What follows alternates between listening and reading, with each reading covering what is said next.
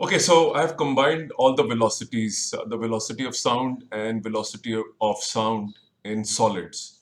So the purpose is to just to show you that in the case of solids, you have an extra 4 by 3 g mentioned as part of the velocity.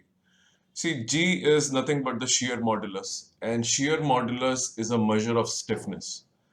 And if you think about a liquid or a gas, they hardly have any stiffness. So stiffness is a key characteristics of only solids and has no meaning in the case of liquids and gases. And therefore, if you see the formula of velocity of sound in solids, you find there is an occurrence of g, which is the shear modulus, that is a measure of stiffness. So this is a basic distinction between the velocity formula for gases, liquid, and solids. That solids have an extra elastic constant called as shear modulus, which is a measure of stiffness. And both liquids and gases have no stiffness. Thank you.